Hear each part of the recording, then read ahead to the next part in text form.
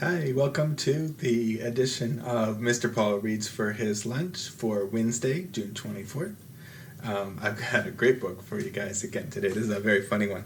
It's called I Ain't Gonna Paint No More, and it's by Beaumont. She's the author, so she did the words. And the pictures are by David Catrow. He's the illustrator. David Catrow has illustrated a number of books. He's got very unusual illustrations, as you can see from this. Kind of weird looking, kind of funny looking. I really love his books.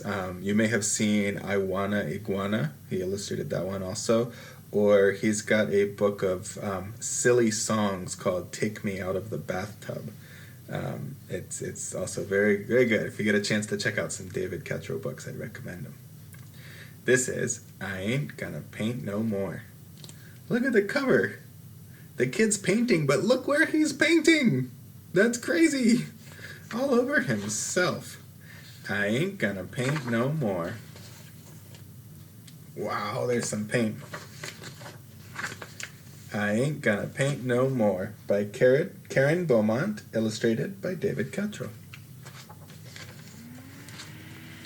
One day, my mama caught me painting pictures on the floor, and the ceiling, and the walls, and the curtains, and the door.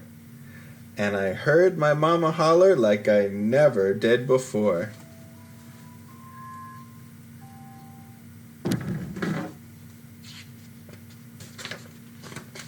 Ya ain't a-gonna paint no more. Like she put him in the bathtub. And he's all clean, but look how upset he looks. Oh, I don't think he wanted to be clean. He wanted to paint. I think this is one of my favorite pictures of the book. Look how the whole house is in black and white, except for the paint and the little boy. If you get up close, you can see there's just a little bit of color around his face, his hair, even his pajamas. But the rest of the house looks like it's missing color, doesn't it? I wonder if he'll fix that for us. It says, I ain't gonna paint no more, no more. I ain't gonna paint no more. Oh. Look what he did. He stacked up a box and a chair and a treasure chest and another container, a hat box maybe, and stood on top to get his paints down. That's what I say, but there ain't no way that I ain't gonna paint no more. Ooh, that's a little confusing. There ain't no way that I ain't gonna paint no more, so that means he is gonna paint more. So, I take some red and I paint my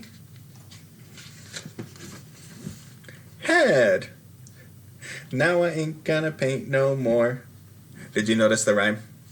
Let me go back in case you missed it. This is a rhyming book. So I take some red, remember that word red, and I paint my head. Red and head rhyme. They have the same sound at the end. See if you can guess what the next body part is. Remember, it'll rhyme. Oh, what the heck? Gonna paint my... What rhymes with heck? Neck.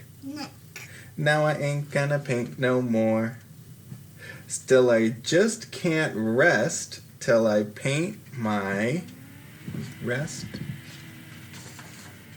chest.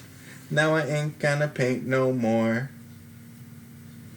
Guess there ain't no harm if I paint my arm. Now I ain't gonna paint no more. I ain't gonna paint no more, no more. I ain't gonna paint no more. Do you think he's gonna paint more? He is gonna paint more. You think so, huh?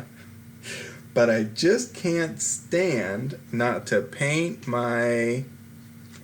Comes after stand. Rhymes with hand. Good, you know this book. Now I ain't gonna paint no more. Wow!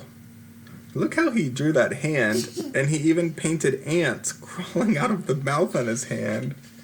And I think you could see the ants on the previous page, too, on the arm. he's a good painter. We gotta give this kid a canvas. See if you can figure out the next body part. Then I see some black, so I paint my back. Now I ain't gonna paint no more. Like an Easter egg, gonna paint my leg. Now I ain't gonna paint no more. Still I ain't complete till I paint my complete feet. What a mess. Now I ain't gonna paint no more. I ain't gonna paint no more, no more. I ain't gonna paint no more. Oh, he's making a mess. Yeah, and he's gonna paint his butt. He's gonna paint his butt. But I'm such a nut, gonna paint my Butt. You think it's gonna say butt, but instead, in comes the mom and says, what? Because what rhymes with nut also.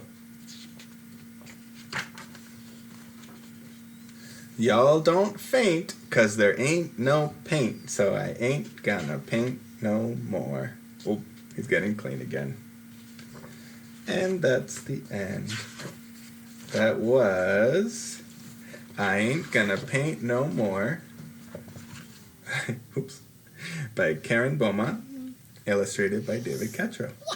And I finished the book, so it's time to see what's for lunch today.